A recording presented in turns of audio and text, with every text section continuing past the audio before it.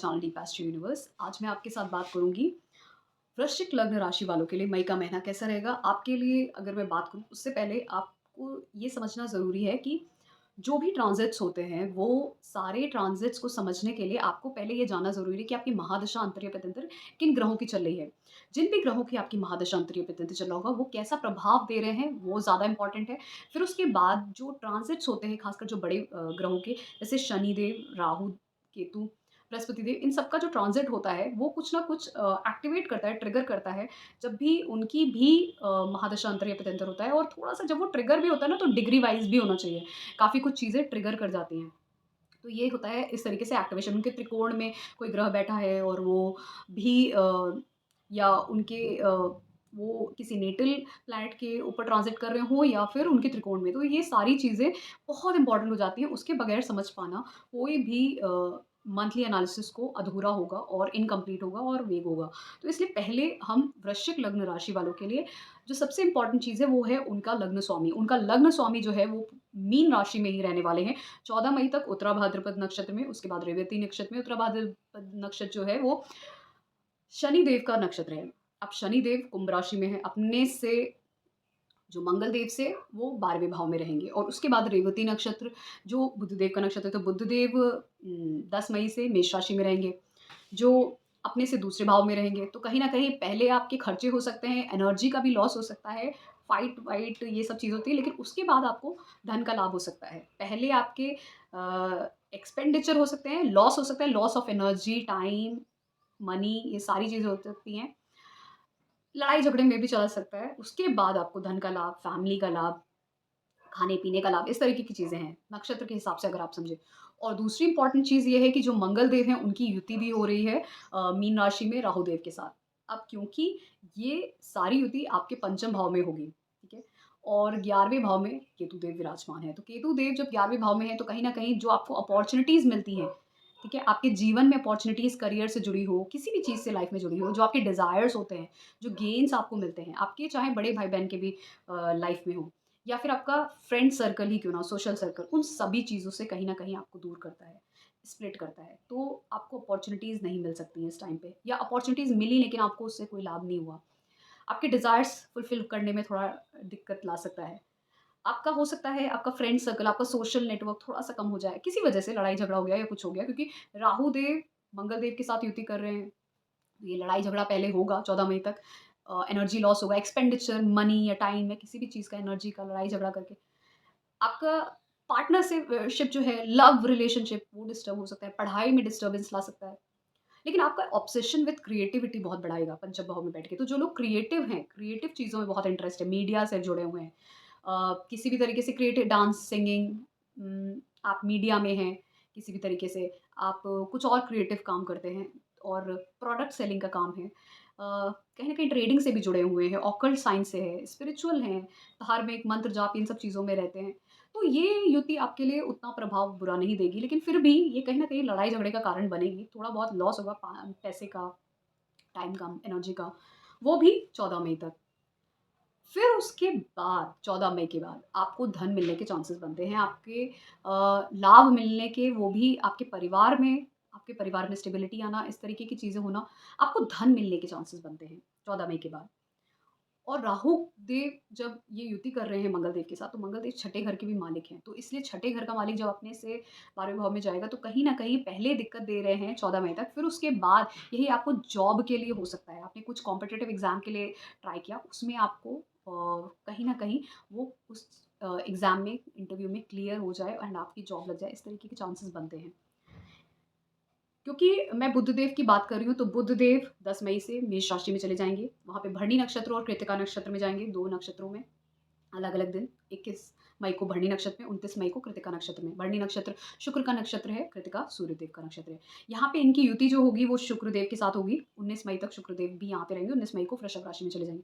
यहाँ पे इनका भी बदलाव भरणी नक्षत्र, कृत्तिका नक्षत्र में होगा।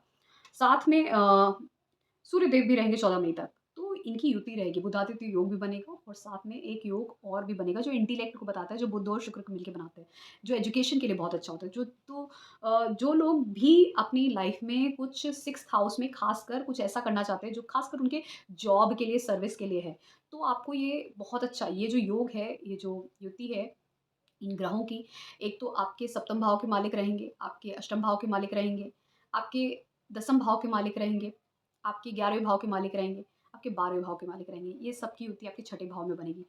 तो कहीं न कहीं आपके बिज़नेस के लिए, आपके कार्यक्षेत्र, आपकी शादी के लिए ये सारे बदलाव दिखाते हैं। गेन्स भी होने के चांसेस है, अपॉर्चुनिटीज़ मिलेंगे, फॉरेन ट्रैवल के, लेकिन एक्सपेंडिचर भी हो रहा है, लड़ाई-झगड़ा भी हो सकता है, थोड़ा-सा ये सारी चीज़ें आ सकती हैं। मतलब ट्रबल्स भी आएँगे, एक्सपेंडिचर भी आएँगे, लेकिन गेन्स अपॉर्चुनिटीज़ भी आएगी। शादी भी हो सकती है, शादी में प्रॉब्लम भी हो सकती है, बिज़नेस भी स्टार्ट हो सकता है, बिज़नेस में प्रॉब्लम भी हो सकता है, दूसरे के धन से आपको बिज़नेस शुरू करना पड़ रहा हो, इस तरीके से। कार्यक्षेत्र में आपको बदलाव मिल सकता है, कोई नई जॉब लग सकती है, लेकिन उसके लिए ट्रैवल करना है, खर्चे हैं, ट्रबल्स आ रहे हैं, मैरिज लाइफ़ में ट्रबल आ गए। ये सारी सिचुएशन हो सकती है, दोनों तरीके की सिचुएशन हो रही है एक साथ। इसी तरीके से बाद में यही शुक्रदेव आपके 19 मई को वृषभ राशि में जाएँगे, तो वहाँ पे उनकी युति बृहस्पति देव के साथ होगी, जो बृहस्पति देव 1 मई से ही वहाँ पे विराजमान होंगे। ये युति सप्तम भाव में होगी, तो कहीं न कहीं और साथ में सूर्यदेव भी आ जाएँगे 14 मई को। तो कहीं न कहीं आपके बिज़नेस एक्सपेंशन के, आपकी शादी होने के चांसेस सबसे ज़्यादा बनते हैं, खासकर आपको गेन्स अपॉर्च्युनिटीज़ मिलना, कुछ नई अपने विल पावर स्ट्रेंथ से कुछ नया बिज़नेस शुरू करना, आपका विज़डम बढ़ेगा और ये सब चीज़ें दिखती हैं, बहुत ज़्यादा। और को जो भी इस टाइम पे आपकी शादी होगी जिस भी इंसान से, वो कहीं न कहीं आपके जीवन में धन के बहुत सारे रास्ते लेके आएगा, आपकी खुद की लाइफ में एक स्टेटस लेके आएगा, विज़डम आपका बढ़ेगा, आपके अब एस्ट्रो यूनिवर्स लेके आया है कुंडली एनालिसिस बुकलेट, आपकी पर्सनलाइज्ड कुंडली बुकलेट, जिसमें आपको D1 chart, D9, D10 chart, आपकी महादशास जो अच्छी हैं या बुरी हैं, और साथ में मेजर इवेंट्स जो आपकी लाइफ में होने वाले हैं उससे रिलेटेड टू ये बुकलेट सिर्फ 1000 रुपीज़ में। तो अभी बुक कर सकते हैं आप हमारी ईमेल आईडी पे या फिर व्हाट्सएप नंबर पे हमें मैसेज करके। में पॉजिटिविटी बढ़ेगी, आपके भाई-बहनों की लाइफ में बहुत अच्छा होगा, आपका सोशल नेटवर्क बढ़ेगा, ये सारी चीज़ें होंगी, आपका विल पावर स्ट्रेंथ बढ़ेगा। आप कहीं न कहीं आपके स्किल्स से कुछ नया कर सकते हो, इस तरीके की चीज़ें भी हो सकती हैं, कुछ नया स्टार्ट कर सकते हो। तो इसलिए ये ट्रांज़िट बहुत ही अच्छा होगा सभी वृश्चिक लग्न राशि वालों के लिए। इसी तरीके से अगर मैं बात करूँ शनिदेव की, तो शनिदेव आपके चौथे भाव में ट्रांज़िट कर रहे हैं। चौथे भाव का जो ट्रांज़िट होता है शनिदेव का, वो कहीं न कहीं थोड़ा-सा इसलिए भी डिस्टर्बिंग हो जाता है क्योंकि कालपुरुष कुंडली में वो चंद्र देव की राशि है और यहाँ पे मूल त्रिकोण राशि है कुंभ राशि। तो ये आपके जीवन में, आपके घर परिवार में, अ, आपकी खुद की हैप्पीनेस के लिए, आपके खुद के कम्फर्ट्स के लिए, खुद की आपकी माता के लिए, ये हो सकता है कि आपके जीवन में आपके हैप्पीनेस को लेके, आपके घर को लेके कुछ बदलाव करें। आप खुद से कुछ बदलाव करें और उस बदलाव में कहीं न कहीं थोड़ी बहुत फाइट भी हो सकती है, चेंजेस भी हो सकते हैं। कार्य क्षेत्र को लेके आप कुछ करो, नए अपने डेली रूटीन के लिए, अपने लिए आप कुछ करो। इस तरह के भी चेंजेस देते हैं। लेकिन ये आपकी माता के हेल्थ इश्यूज़ के लिए थोड़ा-सा ट्रिगरिंग है, उनके लिए थोड़ा डिफ़िकल्ट है और आपके कम्फ़र्ट्स के लिए भी, वहाँ पे भी कहीं न कहीं ये बहुत सारे बदलाव लेके आएगा और वो बदलाव जब आपके जीवन में, आपके कम्फ़र्ट्स में, आपके होम लाइफ़ में आएँगे, तो वो थोड़े-से कष्ट वाले होंगे। मतलब वहाँ पे थोड़ा ना थोड़ा डिफ़िकल्टी ज़रूर होगी, कष्ट ज़रूर होगा, हेल्थ इश्यूज़ होंगे, फाइट्स ज़रूर होंगे। कॉम्पिटिशन होगा। लेकिन आपके डेली रूटीन लाइफ़ के लिए, आपके कार्य क्षेत्र के लिए बहुत अच्छा ट्रांज़िट है। अगर आप कार्य क्षेत्र में नहीं भी हो तो डेली रूटीन वर्क लाइफ़ के लिए भी, डेली रूटीन में आप जो भी काम करते हो उसके लिए भी, कहीं न कहीं आपको व्यस्त करने वाला है।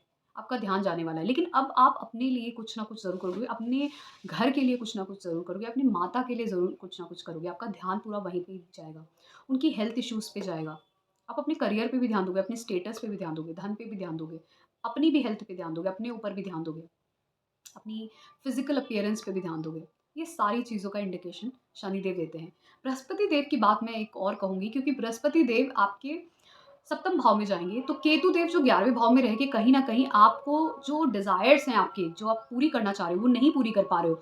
तो बृहस्पति देव उनको पंचम दृष्टि देके कहीं न कहीं अब आपके डिज़ायर्स को फुलफ़िल होने में मदद करेंगे क्योंकि केतु देव जहाँ काटते हैं, बृहस्पति देव वही उसको एक्सपैंड करते हैं। तो जब दोनों की किसी तरीके से दृष्टिगत ही क्यों युति बनेगी, तो ये युति जो है, जब बृहस्पति देव केतु देव के साथ युति करते हैं तो ऐसे लोग बड़े ही ज्ञानी होते हैं, बड़े ही त्यागी किस्म के होते हैं, बहुत ही प्रीचर और स्पिरिचुअल किस्म के होते हैं।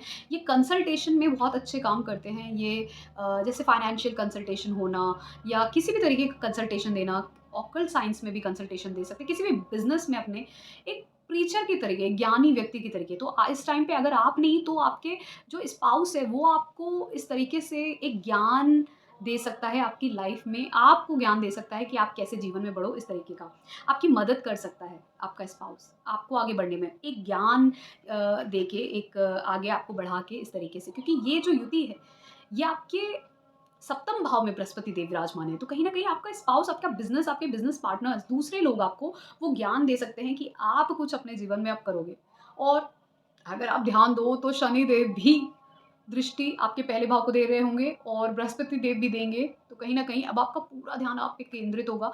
जो भी चीज़ें, जो भी डिज़ायर्स अब आप कर रहे थे, सोच रहे थे अभी तक, पूरी नहीं हो पा रही थी। शनि देव आपसे प्रयास करवा रहे थे। बहुत डिफ़िकल्टीज़ आ रही थी। हेल्थ इश्यूज़ भी थे, सब कुछ थे। आपके डिज़ायर्स नहीं पूरे, अपॉर्च्युनिटीज़ आ रही थी लेकिन चली जा रही थी। धन के रास्ते आ रहे थे लेकिन चले जा रहे थे, वेस्ट हो जा रहे थे। तो अब वो ट्रिगर होंगे क्योंकि बृहस्पति देव आपको मदद करेंगे। अब वो 1 साल वहाँ पे रह के वो केतु देव को कहीं न कहीं ट्रिगर करेंगे, और केतु देव और बृहस्पति देव दोनों ही कहीं न कहीं एक समान बिहेव करते हैं। वो विज़डम और ज्ञान के कारक हैं बृहस्पति देव। तो कहीं न कहीं केतु देव भी उसी तरीके का ज्ञान रखते हैं और वो कहीं न कहीं वो स्पिरिचुअली कहते हैं लेट गो करने के लिए। ठीक है? तो जब आप ज्ञान के साथ-साथ लेट गो की भावना रख लोगे, केतु देव को लोग डिटैचमेंट उस सब से जोड़ते हैं, बट मैं एक वर्ड कहती हूँ लेट गो।